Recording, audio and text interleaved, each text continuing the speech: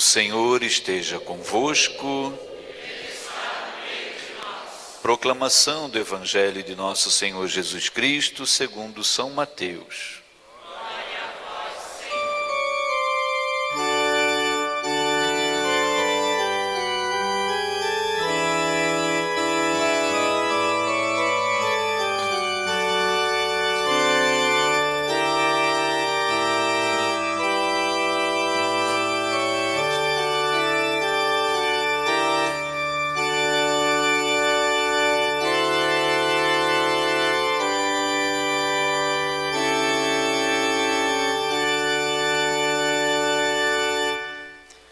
Naquele tempo, Jesus foi à região de Cesareia de Filipe e ali perguntou aos seus discípulos: quem dizem o homem ser o filho do homem? E eles responderam: alguns dizem que é João Batista, outros que é Elias, outros ainda que é Jeremias ou algum dos profetas. Então Jesus lhes perguntou: e vós? Quem dizeis que eu sou? Simão Pedro respondeu: tu és o Messias, o Filho do Deus vivo. Respondendo, Jesus lhe disse: feliz és tu, Simão, filho de Jonas, porque não foi um ser humano que te revelou isso, mas o meu Pai que está no céu. Por isso eu te digo que tu és Pedro, e sobre esta pedra construirei a minha igreja, e o poder do inferno nunca poderá vencê-la. Eu te darei as chaves do reino dos céus. Tudo que ligares na terra será ligado nos céus, e tudo que desligares na terra será desligado nos céus. Palavra da salvação.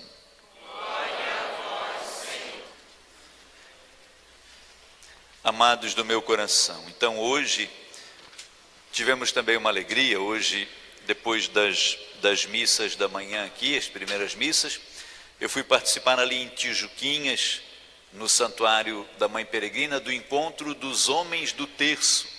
Vários grupos de terços dos homens, de várias paróquias da região estavam lá, e o nosso grupo, o nosso terço dos homens, estava lá também.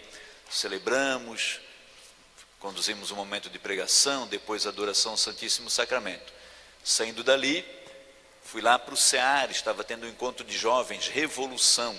Vários jovens também de muitas paróquias, inclusive um dos nossos grupos de jovens, o Goge, estava lá também reunido, também celebramos adoração ao Santíssimo, pregação, Santa Missa. E agora estamos aqui, primeiro acolhendo os missionários e missionárias dos grupos bíblico em família, os grupos de reflexão bíblico. Nós temos durante todo o ano esse momento de oração, né, que é conduzido com os grupos de reflexão. Nós, tens um livrinho aí, Nildinha? Me empresta aí, guria. Obrigado, Mirinha. Fosse ligeira, né, Mirinha? Mirinha ligeira. Essa é a capinha dos grupos bíblicos de agora do tempo comum. O grupo bíblico do tempo comum, ele vai acompanhar a igreja de agora até o domingo de Cristo Rei, lá no mês de novembro. Então, até o mês de novembro, nós seremos acompanhados por esse livrinho, com os missionários e missionárias dos grupos bíblicos em família, fazendo reunião nas casas das pessoas. Por isso que um dos símbolos é a casinha, outro símbolo é a Bíblia. Esse livrinho é para orientar, né, esse ano em que nós celebramos. O tema é Peregrinos da Esperança. Por quê? Porque nós estamos em preparação para o jubileu do ano de 2000. Obrigado, Mirinha. Depois de mim, tu és a primeira. Nós estamos em preparação para o jubileu do ano de 2025.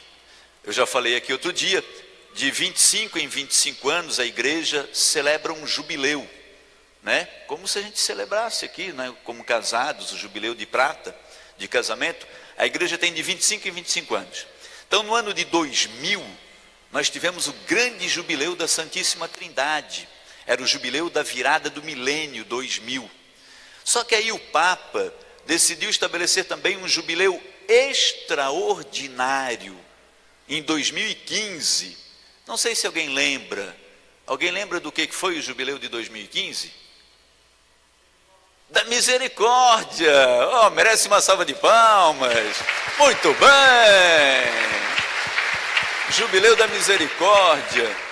Celebramos o jubileu do ano 2000, o jubileu da Trindade, e daí o Papa pediu esse jubileu extraordinário para apresentar para a humanidade. Ele decidiu assim: estamos no ano 2000, estamos na virada do milênio e o mundo precisa relembrar que o nosso Deus é misericordioso. Aí celebramos o jubileu da misericórdia em 2015. E agora vamos celebrar em 2025 o jubileu do ano santo de 2025.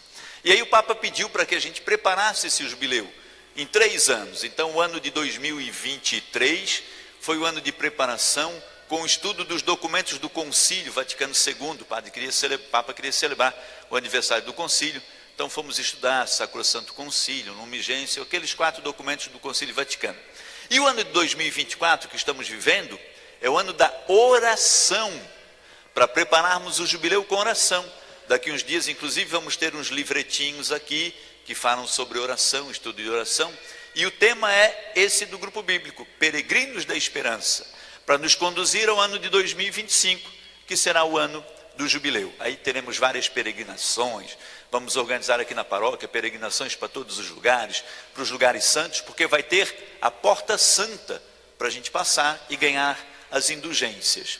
Por isso que os grupos bíblicos vão estar esse ano, até novembro, trabalhando esse tema da oração, Peregrinos da Esperança. Se você quiser depois fazer parte do grupo bíblico, ou que o grupo bíblico vai rezar na sua casa, fala com esses moços e moças bonitos que estão aqui na frente, que eles são os missionários dos grupos bíblicos em família. E nós, filhos queridos, celebramos hoje o dia de São Pedro e de São Paulo. É o dia especial do ano de oração pelo Papa. Então nós temos aqui à frente o ícone, dessas 2 colunas da igreja, que são Pedro e Paulo. Depois, ao final da missa, se você quiser se aproximar para fazer suas orações aqui, pode ficar à vontade. São Pedro e São Paulo, e abaixo o Papa Francisco. Nós continuamos aqui com o nosso Sagrado Coração de Jesus, porque estamos indo para o final do mês de junho, que é o mês do Sagrado Coração de Jesus. Ao celebrarmos São Pedro e São Paulo, filhos amados do meu coração, nós celebramos um pouquinho aquilo que é a apostolicidade. Fala bem rápido, apostolicidade. Celebramos a apostolicidade da nossa igreja. A apostolicidade da igreja é a igreja que nasce com os apóstolos. Veja, nosso Senhor Jesus Cristo sabia que ele já não estaria mais conosco, na forma de homem, no seu corpo humano. Por isso ele instituiu a Santa Ceia na quinta-feira da Paixão, reuniu com os seus 12 amigos ao redor da mesa e deu: este é o meu corpo, este é o meu sangue, fazei em memória de mim. Porque ele não sabia que ele já não estaria mais, ele queria continuar reunindo a gente ao redor dele, presente na Eucaristia. Sabendo disso, ele também sabia que alguém precisaria assumir o posto de líder daqueles discípulos que ele tinha reunido, daqueles 12. E aí ele resolveu fazer uma provinha do Enem com aqueles 12, para perguntar quem as pessoas diziam que era ele. Foi o texto do Evangelho. Quem as pessoas dizem que sou eu? E aí vieram aquelas conversas todas. Uns dizem que é João Batista, outros que é Elias, outros que é um dos profetas. E aí Jesus pensou assim: agora eu vou perguntar para os 12 apóstolos, para ver o que eles vão dizer a meu respeito. E vocês, quem vocês dizem que eu sou? Aí o Pedro se meteu na frente de todo mundo e disse: Senhor, tu és o Messias, o Filho do Deus vivo. Aí Jesus disse: Pedro, tu és pedra, e sobre essa pedra construirei a minha igreja. Então, ao celebrarmos São Pedro e São Paulo, a liturgia nos traz esse texto do Evangelho de Mateus, capítulo 16. Jesus dizendo: em você, Pedro, eu vou começar a minha igreja. Por isso, no dia de São Pedro e São Paulo, a gente alerta mais uma vez: quando chegar nos seus ouvidos as vozes da confusão, as vozes da enganação e as vozes da mentira, dizendo Jesus nunca começou igreja nenhuma, não deixe essa voz chegar no seu coração. São vozes enganadoras, vozes que querem confundir você. Jesus não começou nenhuma igreja, Jesus começou. No texto do Evangelho, Jesus diz: Pedro, em você eu vou começar a minha igreja. É claro, Jesus não começou essa igreja chamando ela de católica, porque as pessoas que dizem isso, que Jesus não começou a igreja, ou não leram o Evangelho para ver Jesus dizendo: comecei a minha igreja com Pedro, ou estão realmente com más intenções, né? Quando começou a igreja, era simplesmente a igreja do povo do caminho, dos cristãos, dos seguidores de Jesus. Só que essa igreja, ela vai crescendo, ela vai avançando com o trabalho dos apóstolos e dos que vão vindo depois, e a palavra vai sendo anunciada, e ela vai indo de cidade em cidade, vai passando para outros países, e de repente ela começa a estar em todo mundo.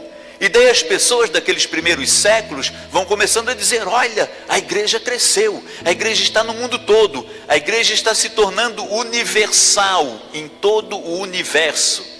E daí, lá naquelas origens, qual é a palavra que traduzida hoje significa igreja que está no mundo todo, igreja universal? Qual é a palavra?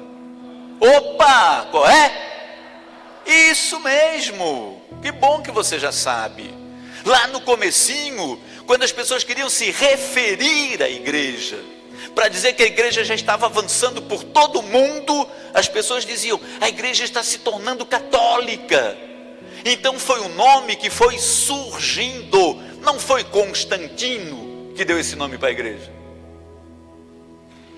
Não se deixe enganar por essas vozes mentirosas que querem fazer você pensar que tudo é tudo, que não tem igreja, que não precisa de igreja, que não precisa de salvação, que você não precisa rezar. Veja, outros dias aqui, a gente rezando o texto do Evangelho, nós chegamos naquela meditação das bem-aventuranças e do dia de guarda, que no Antigo Testamento era o sábado, hoje é o domingo por causa da ressurreição. Vamos nos lembrar que quando Deus Todo-Poderoso selou com o seu povo uma aliança no Sinai, com os 10 mandamentos, Deus também estabeleceu um dia para ser guardado. Naquela época, no Antigo Testamento, era o dia de sábado. Hoje, com a ressurreição de Jesus, Jesus ressuscita no primeiro dia da semana, passa a ser o domingo. Mas quando Deus estabeleceu com o povo o dia de guarda, Deus também disse: nesse dia, todo o povo vai se reunir para louvar, bendizer, e vão se reunir numa assembleia. Isso que nós temos aqui é uma assembleia. Então, desde sempre, Deus quis que os seus estivessem reunidos em igreja, em assembleia. Onde 2 ou mais estiverem reunidos no meu nome, eu estarei no meio deles. Então Deus quer que nós nos reunamos. O próprio Deus é comunhão, é Pai, Filho e Espírito Santo, para que a gente reze junto. Não deixe as vozes da enganação dizer para você assim: eu posso ser cristão rezando em casa. Não. Você deve rezar em casa, mas para você ser cristão, pertencente ao povo de Deus, você precisa reunir-se com a família de Deus, na assembleia, desde antes da ressurreição de Cristo, desde antes da instituição da Eucaristia. Deus já pediu: reúnam-se no dia santo, no dia de guarda, numa assembleia, para louvar, para bendizer. E tem sido assim, desde que a aliança foi estabelecida. Deus designou das 12 tribos de Israel, uma das 12, a tribo de Levi, os levitas, para conquistar, para levar a arca da aliança, o lugar do templo, do culto. O povo ia peregrinando de lugar em lugar, caminhando o deserto, mas os levitas levavam a arca da aliança e levavam a tenda. Onde o povo acampava, os levitas armavam a tenda, colocavam a arca da aliança, e o povo no dia de sábado se reunia lá, em assembleia, para louvar a Deus, para bendizer. Precisamos estar reunidos aqui. Essa conversinha fiada: posso ser cristão sem ir na missa, posso rezar só de casa, conversinha fiada de enganação do demônio. Porque se você fica sozinho na sua fé, o demônio te estraçalha, ele te arrebenta. se você não tiver essa comunhão com os irmãos, para perceber que outro também tem fé como você tem, que outro reza como você reza, que outro faz parte da mesma família que você faz, que é dos cristãos. Juntos nós temos força, a força dos filhos de Deus. O Senhor está no meio, porque estamos reunidos em 2 ou mais. Quando o Senhor Jesus chama Pedro para que ele se torne esse líder, e a igreja vai se espalhando pelo mundo, vai se tornando católica, e as pessoas vão se reunindo nas assembleias de oração pelo mundo todo. A apostolicidade vem confirmar essa igreja que nasce na Sagrada Escritura, com Jesus dizendo: Pedro, tu és pedra, sobre essa pedra edificarei minha igreja. Pedro sai de Jerusalém, vai para outras cidades pregando a palavra junto com os discípulos, vai para Antioquia e chega em Roma. E quando ele chega em Roma, ele meio que dá uma parada, ele fica lá, sentadinho na cadeira dele, na cátedra de São Pedro, e de lá ele começa a governar a igreja, vai ordenando outros, para que outros também se tornem padres, missionários, não mais apóstolos. Apóstolos são só os 12, mas o Pedro impõe as mãos com os outros apóstolos e ordena outros, padres, os primeiros padres da igreja, que vão sair para anunciar e pregar a palavra de Deus. Alguns desses padres depois se tornam bispos, que vão ordenar outros padres, que também alguns se tornarão bispos, que vão ordenar outros padres, que se tornarão bispos, que vão ordenar outros padres, que se tornarão bispos, que ordenou o padre Wilson, que se tornou bispo Dom Wilson, que ordenou a mim padre. Então eu fui ordenado padre por um bispo, que foi ordenado padre por um bispo anterior a ele, que foi ordenado padre por um bispo anterior a ele, que foi ordenado por São Pedro. Pensa nisso. O primeiro papa da igreja morreu em qual cidade que Pedro morreu? Roma. Está sepultado onde? Em Roma. O corpo de Pedro, se alguns de vocês, eu nunca fui, não fui ainda, mas um dia irei, em Roma, e lá abaixo da igreja de São Pedro está sepultado o corpo de Pedro. E tem algumas vezes que as pessoas visitam, que eles abrem, está lá o corpo de Pedro e o corpo de Paulo também, sepultados lá.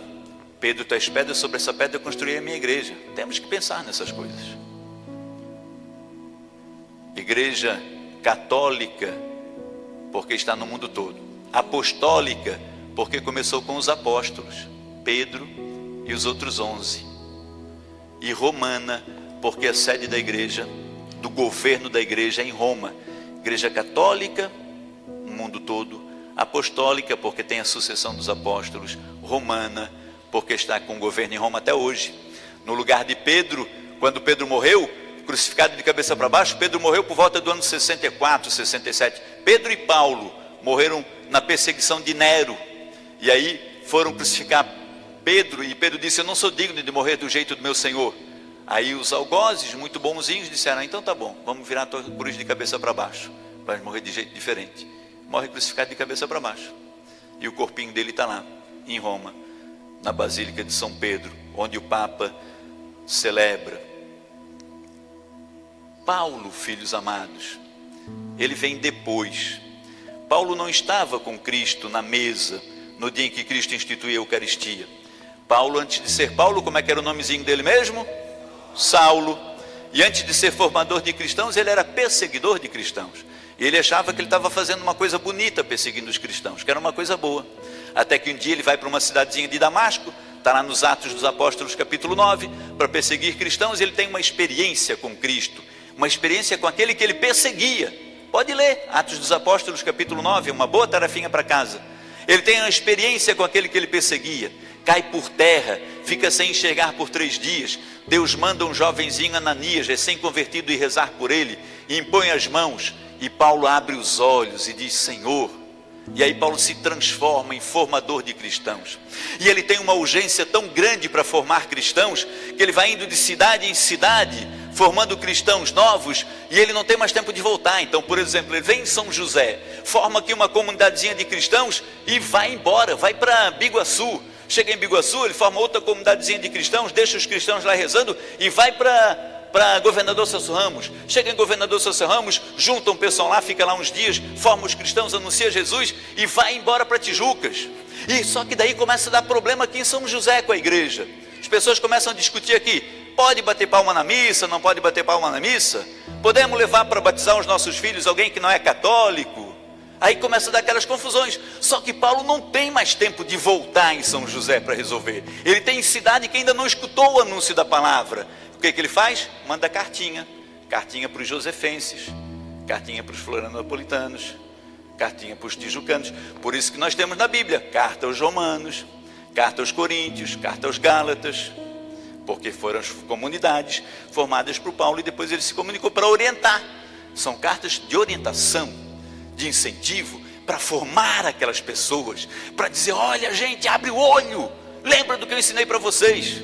Por isso nós lemos hoje, inclusive, a carta de Paulo aos Coríntios, na segunda leitura: combati o bom combate, guardei a fé, agora está me aguardando a coroa da justiça na eternidade, porque aqui eu assumi o meu compromisso, a minha identidade, fui cristão verdadeiro, formei cristãos, sofri, mas olha o que diz Paulo, nos meus sofrimentos, olha o que ele fala na carta aos Coríntios, ele diz: mas o Senhor esteve ao meu lado e me deu forças, Ele fez com que a mensagem fosse anunciada.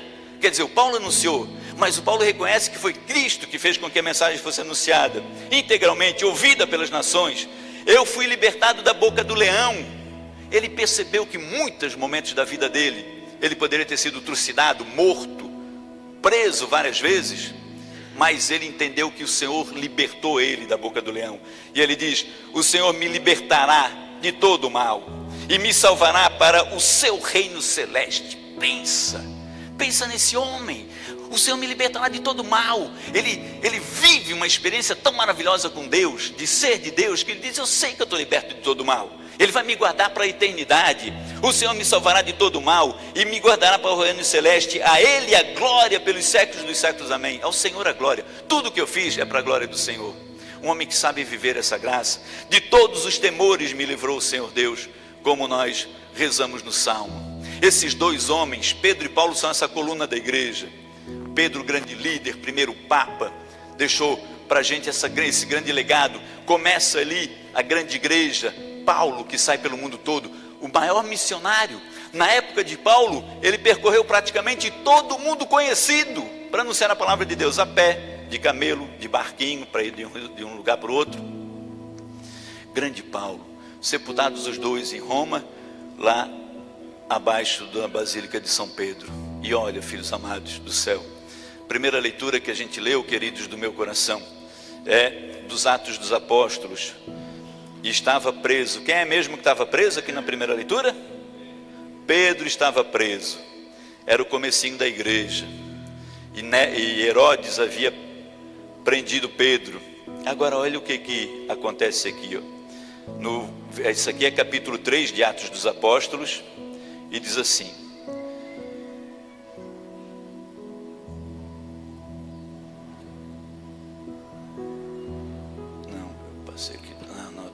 procurando no lugar errado.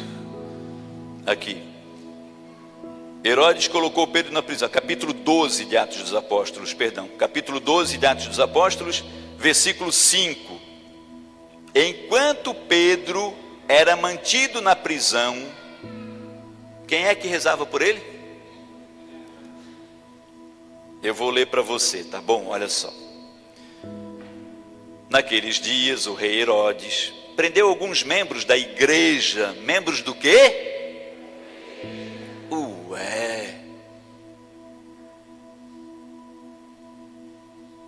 Eu lembro que Pedro e Paulo morreram por volta do ano 64. Ano 64, 67. Perseguição de Nero. Naqueles dias o rei Herodes prendeu alguns membros da igreja. Mas Jesus não começou a igreja nenhuma. Jesus não começou nenhuma igreja. Isso é uma tolice, é uma palhaçada. Foi algum besta imbecil que escreveu isso aqui na Bíblia. Jesus não começou a igreja nenhuma. Naqueles dias, Herodes mandou prender alguns membros da igreja para torturá-los. Mandou matar a espada Tiago, irmão de João. E vendo que isso agradava aos judeus, mandou também prender Pedro. Enquanto Pedro estava mantido na prisão, a igreja rezava por ele. Igreja, gente, tem igreja nos primeiros anos. Como é que você se deixa seduzir e enganar por gente que vem dizer para você: Jesus não começou igreja nenhuma? Tem igreja nos primeiros anos. E o Herodes, vendo que isso torturava, alegrava aquela comunidade que perseguia os cristãos, mandou prender membros da igreja. E vendo que aquelas pessoas ficaram felizes porque os membros da igreja estavam presos, mandou prender também Pedro. Mas enquanto Pedro ficava preso, a igreja, a comunidade em assembleia, os filhos de Deus reunidos, mesmo que escondidos nas catacumbas, rezavam por Pedro. E aí Deus manda o anjo para libertá-lo. Tem igreja no começo da igreja. Dá para entender que tem igreja no começo da igreja? Então como é que tem igreja no começo da igreja se Jesus não começou a igreja? Claro que começou. E essa igreja foi se construindo ao longo dos séculos, dos milênios, com perseguição, com tortura. E estamos hoje, eu e você aqui, membros dessa igreja viva, verdadeira, da igreja que nasce com Cristo, da igreja fundada em Pedro, que deu a sua vida pelo Senhor, da igreja fundada em Paulo, que deu a vida pelo Senhor, dos santos, dos padres, da patrística, dos primeiros padres, dos primeiros séculos, que atravessaram os séculos, que chegaram na Idade Média, com toda a confusão que teve da Idade Média, e que está hoje, 2000 anos, depois desses inícios, de novo sofrendo perseguição. Hoje nós rezamos pelo Papa Francisco, que está sentadinho na cadeira que foi de Pedro, porque ele também sofre hoje perseguição. De alguma forma ele também está num tipo de prisão. Por isso rezamos por ele. Imagina se é difícil para um padre como eu animar, governar, conduzir uma igreja como a nossa, que tem 7 comunidades, aqui em São José, em Barreiros City. Tu imagina para o Papa governar a igreja do mundo todo, filho. Não é fácil agradar a gregos e baianos. Mas não é para agradar, é para agradar a Deus.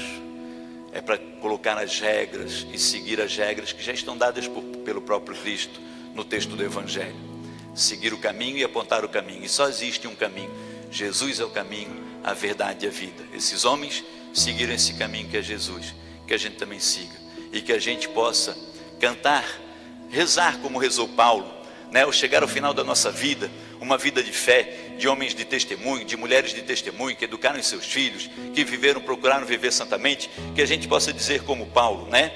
Combati o bom combate, guardei a fé, aproxima-se o momento da minha partida, agora está reservada para mim a coroa da justiça, aquilo que Deus promete. Então, eu não temo, de todos os temores me livrou o Senhor Deus. A palavra de Deus, ela dá para a gente essa maturidade, essa grande graça. E nesse dia, de Pedro e de Paulo, a gente possa contar com a intercessão desses homens de Deus que derramaram sangue para que a palavra pudesse chegar para mim e para você hoje. Os escritos de Paulo nós continuamos lendo todos os dias na Santa Missa. Que a palavra de Deus, filhos queridos, estimados do meu coração, nos ajude a ganhar a vida eterna. Amém.